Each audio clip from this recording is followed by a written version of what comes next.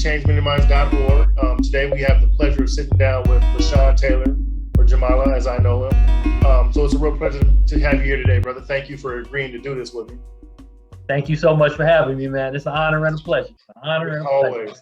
It's good seeing you, brother. It's been, wow, how many years has it been since we've seen each other? 6. Yeah, at least, huh? At least. Yeah. And that was yet another beautiful day. We was both leaving that dungeon. Yeah, we're gonna have to tell the story about that. Yes. So first, why don't you introduce yourself and tell the audience a little bit about yourself and anything else you want to know.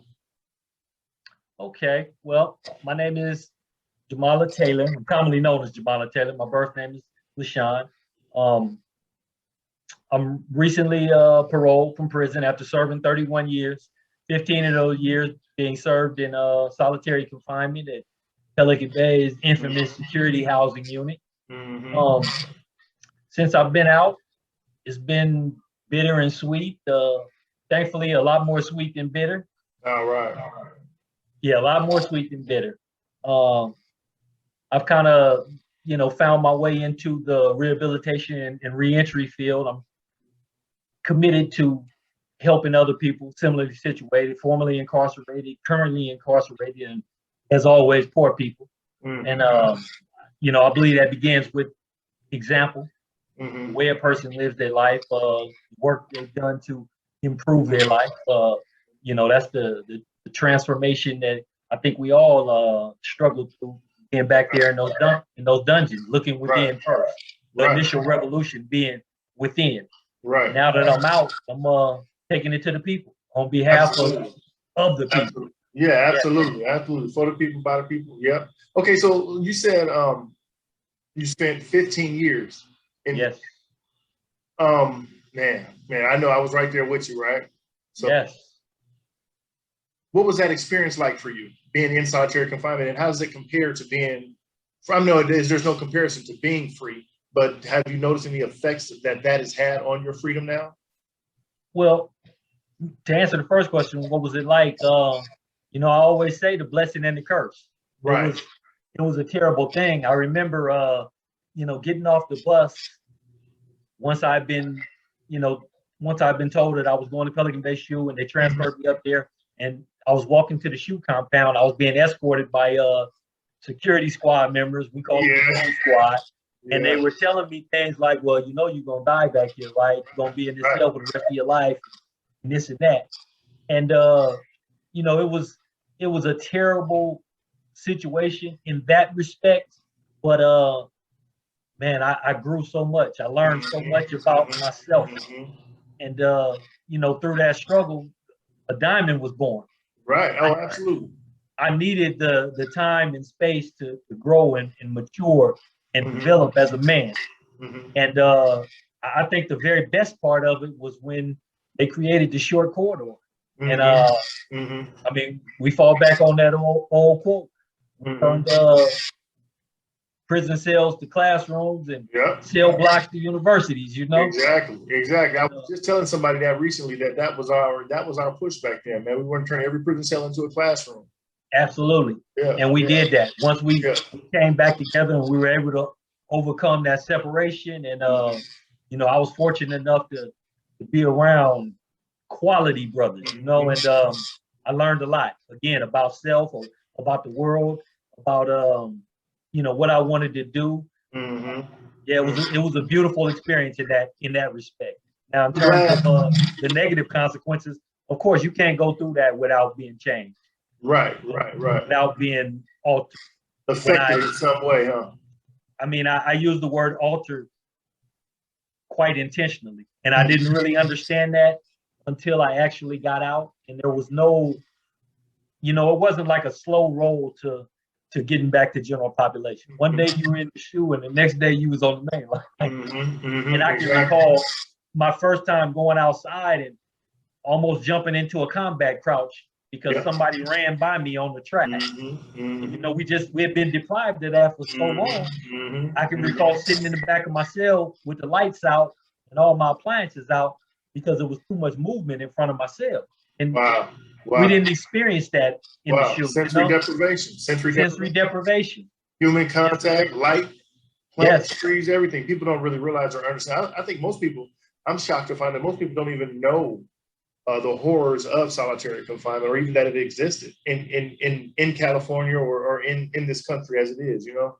And that was the strength of the system. That was the strength of our captors. Anytime somebody have you captive and they have the ability to control the narrative, Yeah. that was the beauty of the hunger strike. Look, those people didn't care if we lived or died. Right. What they care about is public opinion. And what the hunger strike did was bring the eyes of the public to us. To bear, that old narrative, these are the worst of the worst.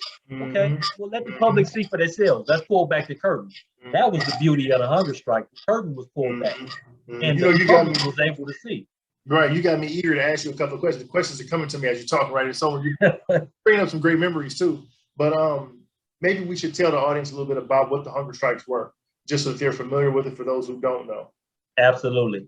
Well, first and foremost, the largest hunger strike was in 2003, the one 2013, the one everybody knows about. And that was us making the world shake. Yeah. Brothers of every race, brown brothers, white brothers, black brothers, coming together for the first time, maybe in the history of prison to this extent, and agreeing to resist. Right. And the hunger strikes being our tool and our chief tool. Hunger strike, work stoppage, and it emanated from Pelican Bay Shoe, and it spiraled out into every pen in California. Yeah. And the beauty of it is, man, that's exactly what that's the true beauty. Yeah. Colorado, Arizona, Texas, spawned movements all across the world. It was a wonderful thing. And it was in response to our treatment, to the system we were up under. A lot of people don't know that the system in California wasn't disciplinary based. It was administratively based. Right. They felt that you were a member of an organization or a gang, as they called it, you were immediately slammed down. You didn't have to do anything. You were just thrown into solitary for the rest of your life. Indeterminate. An indeterminate shoe. And the only way out, we used to have a saying, snitch, parole, or die. Yeah. And they meant that. And the snitch part of it was a program they created called debriefing. And I know that's a really beautiful technical term, but what it actually means is come in over a year period, we get to debrief you about the organization or the gang or whatever it is they're accusing you to be a part of.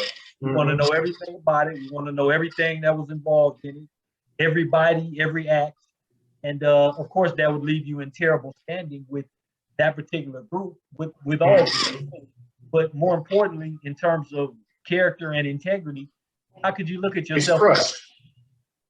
What sense does it make to get out of solitary confinement if you can't look at yourself in the mirror?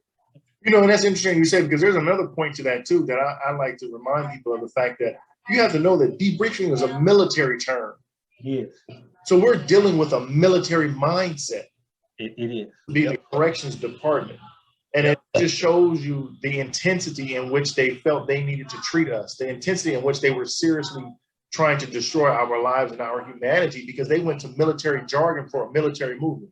You know, every profession uses its own jargon, its own language. Yes. It tells you what the mind state was. But I don't want to get stuck on that. I mean, I thank you for expounding on that too, brother. I really wanted to ask you, because you mentioned earlier that you're still fighting the good fight.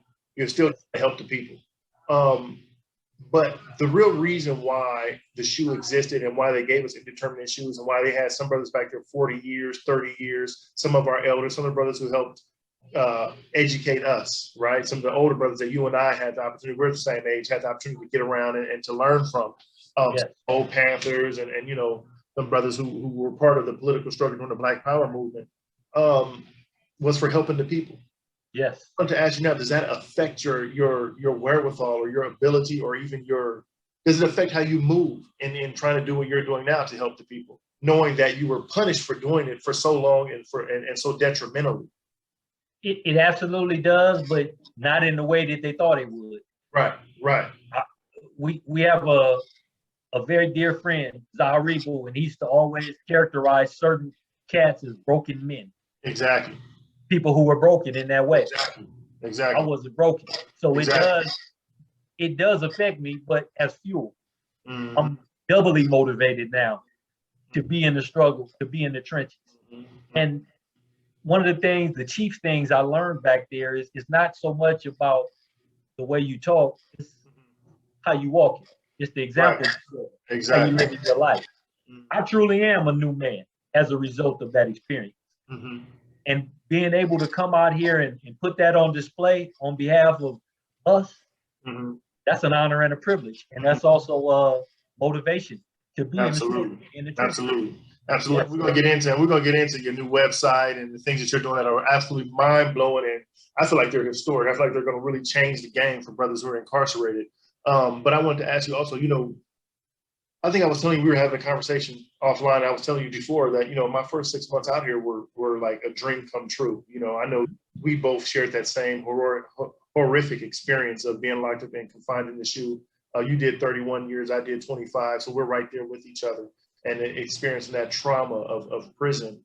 But the first 6 months of my freedom were really lovely and beautiful, like a dream. And then I hit a wall after about 6, 7 months. And I came to find out later through some trial and error, some tribulations, that wall was based on what they technically call post-incarceration syndrome. Yes. It's a mental health malady consisting of 5 different mental health conditions: PTSD, sensory deprivation syndrome, antisocial personality traits, substance use disorder, and others. And I'm wondering, have you found anything since you're still fresh out? You look good. You look fresh. Thank you. Have you experienced any of those type of things? Any PTSD type issues or anything?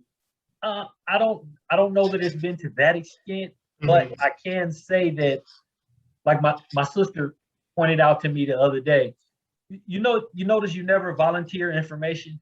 Wow, interesting. And that's prison, because information is power. That's how we were trained to get information from other people, but keep our own close. Well, yeah. Well, not only that, brother, but that's the whole basis of the debriefing process. The main tool that they used against you was about gathering information, whether it be false or Yes. they didn't care either way, as long as they could use it to keep somebody else indeterminately locked up and destroy somebody else's life. So, and I noticed, I'm glad you said that. One thing that I noticed that it affects my relationships, my fiance and my family, because I don't divulge information easily. I don't talk about things very easily. Yep. So, that's one thing that I'm working on real tough right now. And I'm working on it as well. But I think that's probably the biggest, change. And also, we kind of developed analytical minds, maybe too much so. Yeah, absolutely. Thinking the planning as opposed to the spontaneity and just going with it. I don't necessarily have that quality anymore. I would like to. I hope I can get back to that openness, that freeness. You know what I'm saying? I think it's essential to freedom. Right. But right now, it's like, man, I'm still in that mode. I still get up very, very early, work out. I still study. All of the things that, we came up doing, I still do. And so I haven't completely turned the corner in terms of transitioning back to freedom. There's a big part of me that's free, but there's still another part of me that's still operating, in that way. One thing I was just talking to the fiance about, man, just the other night, and I was explaining to her, and it really came to me kind of in a dream through prayer and meditation, was the fact that, we learned some lifelong lessons. We learned some things about being moral, being ethical, being men, how we carry ourselves, our ideology, political worldview and things like that. But one thing that I think that we learned that was sort of intangible was the idea of not, like you just mentioned, not being broken. And what that meant for me was I refused to allow myself to be seen as having given up. Yeah. It was just like with the hunger strikes, unfortunately, we had some martyrs. We had some people who died in the hunger strikes. Yeah. And that means they starved themselves for freedom. They starved themselves to be released from solitary confinement. But I was just telling the fiance the other day, I think that one of the issues that I struggle with is juxtaposing how much of that experience to maintain and to carry into my daily life and how much of it to kind of let go of. I struggle with this thing called the prison mentality. I still find myself, brother, going to the back of the line in the grocery store, Yeah, for real. I still find myself standing with, I won't stand in a line with someone behind me. I'll stand to the side in the line. I find myself kind of still having some shaky, nervous feelings when there's a lot of people around me. Yep. Or things like that still give me a lot of anxiety, a lot of, they bother me, right? Yep. So I'm trying to let those things go, but maintain that idea of not being broken. And what Yes. I realize, and I don't know, maybe you'll find it interesting, is that I have to take that not being counted amongst the broken men, which is the George Jackson quote, being counted amongst the broken, and apply that towards those prison mentality things. Does that make sense? Yes. So I'm using that same experience now to really heal myself and to really transition into that freedom. Yes. And I think something that we can all lean on is the strength that it took to get through that part of our struggle. Right. All that time back there under how many dudes do we know that are broken men? They're straight up broke. Right. Whether their minds broke or their constitution, their willpower broke. Mm-hmm. We stood tall, man. I'm proud of that. That's like my absolute badge of honor right there. Oh, because brother. It's easy to say what you would do, but it's one of those things where you actually got to do it before you actually know. I mean, down deep where only you live, where you actually know what kind of strength you have. Because it was put to the test, man. It was put to the test. It really was. Yeah, absolutely. So, I mean, let me flip the page just a little bit. So how were you able to gain your release? I know from reading, matter of fact, I went on your website, beautiful website, by the way. And thank you. The little bio there, and it talks about the amount of time you were given, which was 99 years to life, was it? 99 years to life. And the website is linearconsultants.com. Okay, right. Well, you remember the morning we got out of the shoe. It was me, you, and a couple of more brothers on the bus. Do I? I wanted to tell that story. Why don't you tell that story, bro? I wanted to tell that story, man. That was, woo. As a result of the hunger strike in 2013, right. We won our freedom. But it didn't happen immediately. Right. Although they told us in 2013 that they were going to let us out and this and that. We actually didn't get out until 2015. Let me interject here too for the public.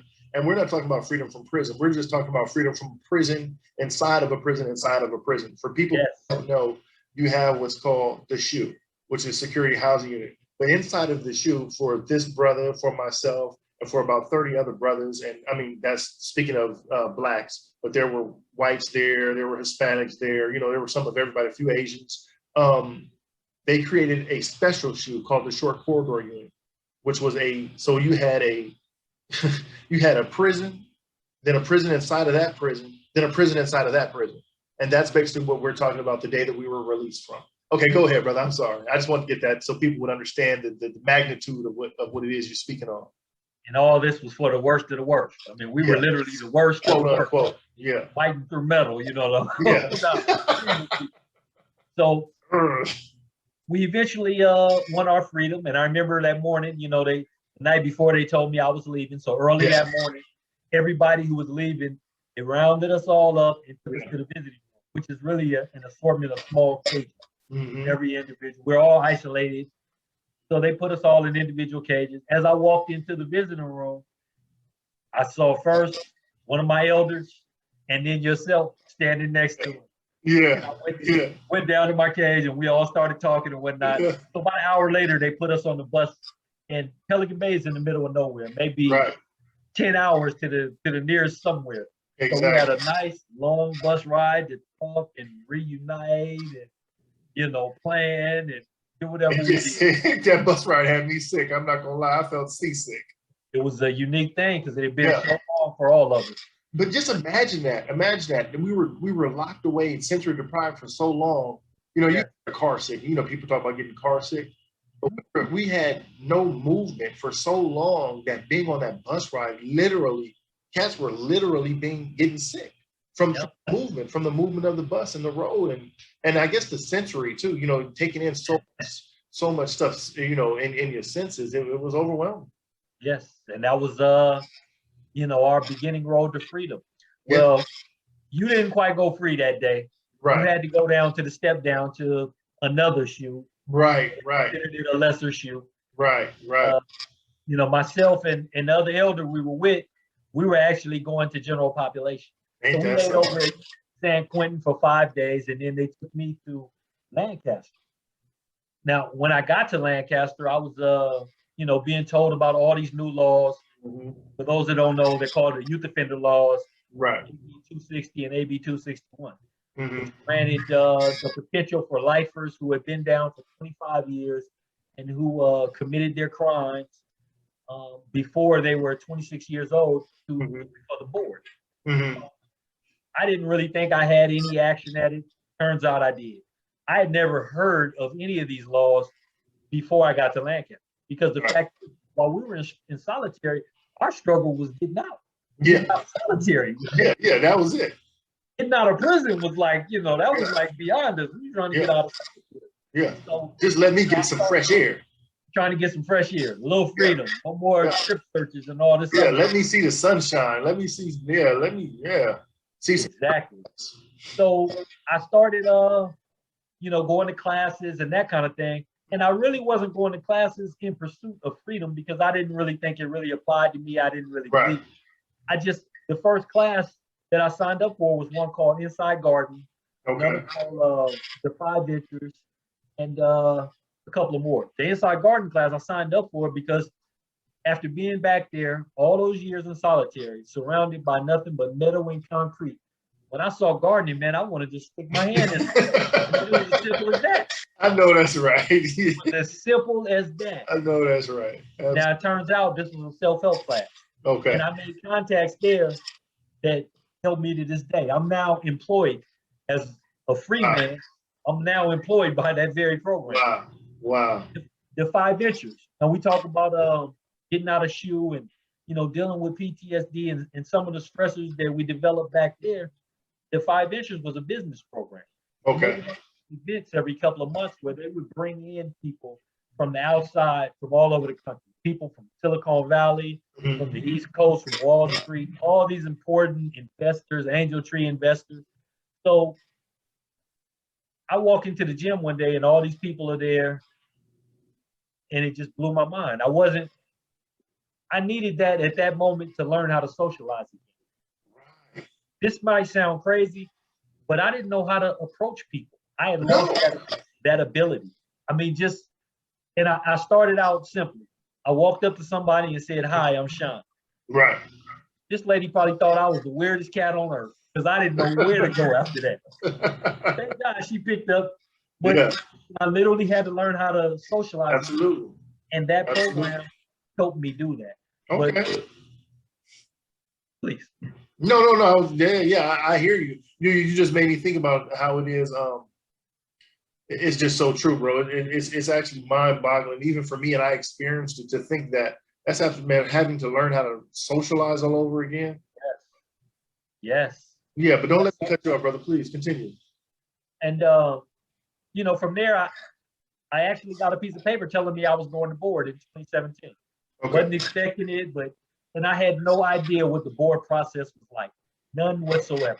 When I went to talk to my state-appointed attorney, you represented the board, my state-appointed attorney, he asked me, "Well, you got your relapse prevention plan?" And I was like, "What?" What? Yeah. I had no idea what that was. Right. And, to make a long story short, I went to board, and I received a 5-year denial. Okay. But I actually left board feeling confident, feeling good about the 5-year denial, feel like this is real, and I'm gonna get this. Like there's a possibility. There's a possibility.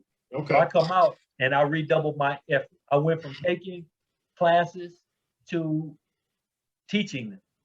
Wow. I got my GED. I enrolled in 2 college programs. Wow. And I just went all in. I kind of started to come out of my shell. That socialization we spoke of. With that, building a network. A network that's part of my support structure to this very day. Amazing. So 3 years later, I put in an early form to go back to board early, which was granted. I went back before the board, and this time I was fully armed. I had taken all of the classes they needed me to take. I had improved academically. I had taken vocations, and everything they needed me to do, I had done. And I was fortunate enough to earn my freedom. And here I am. Yes. Yeah. And I think in what you reveal in that story, I don't know if the listening public will actually catch it, but I'm gonna put it out there for them, is you actually reveal the reason why they created the shoe and kept us locked away in the shoes like they did, in that sensory deprived isolation, that inhumanity that they had us locked away. Because like you said, man, a diamond, you know, you prove that fact. Your actions prove the fact of what you're really capable of. And that's something that is antagonistic to and totally contrary to the point and the goal of the prison system. Yes. They want you to be in your lowest mind state. They want you to have a criminal mentality. And yes. Absolutely. And that's why you deserve that and you earned that freedom. And I'm glad you said it that way. You earned that, brother. And I commend you. I appreciate that. Yeah, but now they got a new stick. They've even gone so far as to weaponize that, the parole process. Really? Oh, without question. In what way? In what way? You get a 115, that might be another 3 to 5 years. Right. And of course, the COs understand the power. Now, you remember when we was coming up in prison, man, we're going to write you up. So, and? Yeah, and? Ain't anything. I got life. Now it means everything if right. going home is in your car. Right. So they've created, you know, another weapon out of something so beautiful and so good in terms of people, you know, potentially going home and being able to taste freedom. They somewhat weaponized it again. And it shows you how that hope is dashed. You know, when we were through that indeterminate shoe process, you know, when they would validate you, they had those 6 points of reference. If somebody mentioned your name, or if they found your name on a piece of paper in someone else's cell, if you were helping somebody with legal work, you have to have your name on a legal piece of paper that the prison provides you, and it was in another person's cell, they would use that as a point to continue 6 more years in the shoe. Right? Yes. So it sounds like they've incorporated that process now into the parole or into the board process, where you get a 115, and it can be for the most innocuous, the smallest little infraction. You know, you have no control over what you get a 115 for. Absolutely. Like I say, they've absolutely weaponized the process, and it's another way of creating broken men. Followers, people who are compliant, people who are utmost compliant because you don't want to step out of line and, you know, ruin your opportunity to be free. So complying against your best interest. Complying against your best interest. And that's exactly what it's breeding. Man, I love this conversation, brother. I appreciate this so much. So tell me, man, what's on the horizon? What you working on now that you're here? Well, my sister and I created a company called Linear Consulting and Support Services. Okay. The website is linearconsultants.com. Well, I told you about earning my way to freedom through the classes and coming to a point where I was teaching the classes. Well, I also, in my spare time, I started preparing other cats to go to board. Okay. In terms of, you know, the board really wants to see some of the nexuses they think that tie most, if not all of us together, are gangs, drugs, alcohol. Mm-hmm. But they want to see things like CGA, AA, NA, anger management, victims impact. And these are all things I facilitated. So I put a curriculum together, a correspondence curriculum. Wow. This is a for-profit business. So we're going to be selling correspondence courses, but we're also going to be offering scholarships to people who are indigent, who are still incarcerated. Wow. Kind of balance it out. And it's about helping people find freedom, learning how to present in front of the board. Because that's one of the things that I didn't know, and most people don't know. There's a certain specific language that you have to use to get across to the board in terms of relapse prevention plan, in terms of triggers, external, internal, in terms of understanding your life story, being able to narrate that, being able to stop, start, answer questions. If they ask you, you had a drug problem. Okay, well, how have you addressed it? Well, what are you going to do going forward? What are your coping skills? You have to understand this language. You have to speak to them in a way that they're going to understand it. And you can only do that by doing the work. Amazing. Linear Consulting, we developed a correspondence program that's going to get you there. Amazing. Well, you know, that's interesting, man. It's all I can say is God is good, brother, because, you know, here with Breaking Chains Mending Minds, we're about trying to heal the traumas. You know, prison and major trauma in people's lives, post-prison trauma, prison trauma, post-incarceration trauma, you know, dealing with mental health. And so I can see, man, where we're running we're running along the same parallel line, you know. So with we're gonna get them out and send them to you. Yeah. Or your consulting will get them out, and Breaking Chains Mending Minds will take care of it. And in that process as well, man, you know, doing what they're doing with the correspondence courses that you're offering, you know, you begin to learn a lot about yourself too. Yes. You know, that even begins that healing process. That was one thing that I think we were fortunate with. The unfortunate shoe confinement was that we were able to self-reflect. Yes. We forced ourselves to self-reflect and to learn to meditate and to do those things. You know, we forced ourselves to separate from the inhumanity that we were feeling. And I think maybe that's one of the things that people can some of these brothers who are fighting for their freedom inside of these dungeons, man, can really get out of the correspondence courses that you're offering. And hopefully with some of the information that we're offering here at Breaking Chains Mending Minds is that healing process, to begin that healing process. And I believe one of the things at board that they used to use, and they still use to deny people, is real subjective, is insight. Right. And that's the hardest part of the process, is developing insight. I have a term that I coined called objective introspection. Say that one more time slowly for us slow people. Objective introspection. Objective introspection. Okay. To take an honest look within. Right. Not make excuses for what you see. Right. And the skill part of that comes in with being able to then articulate that. Okay. You can look within yourself and be honest with yourself, but when you go up in that room, you have to be able to articulate those things to a complete stranger. Mm-hmm. We didn't grow up like that, talking about our feelings. Right.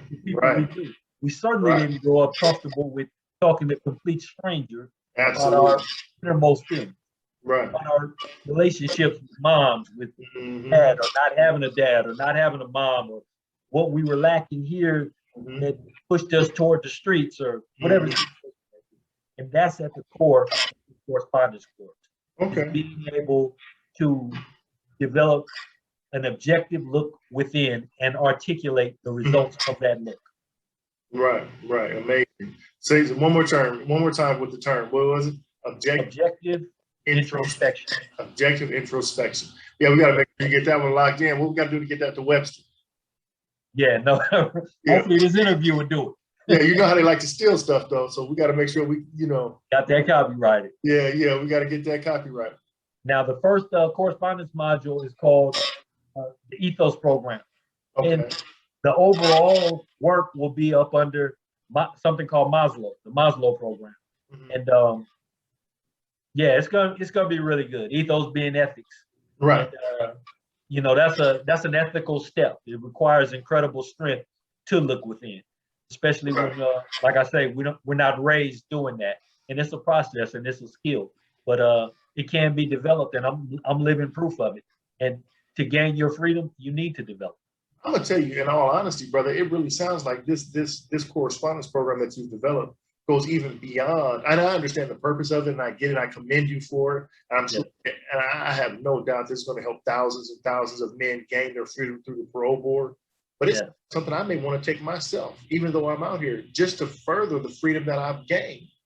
Just to, like the Ethos Program, ethics, dealing with my own personal ethics and learning more about myself, that objective introspection, being able to actually articulate what I learn about myself. Absolutely. That's like a program that I need to be taking right now. Thank you so much for saying that, because at the end of the day, getting out is absolutely a noble goal, finding your freedom. But the path to getting out, to truly getting out, is transformation. Right. Personal transformation. Because personal transformation, it looks a certain way, it sounds a certain way, it smells a certain way. And when you go up to board in front of those commissioners who do this for a living, 5 days a week, 352 weeks a year, that's what they're looking for. So you need to be able to demonstrate your transformation through your actions, but in the way you speak. That's sincerity, and that comes through practice. That's very, very important. And transformation is not just limited to prison, to getting out of prison. Right. We all want to transform. We all want to be a better version of ourselves, or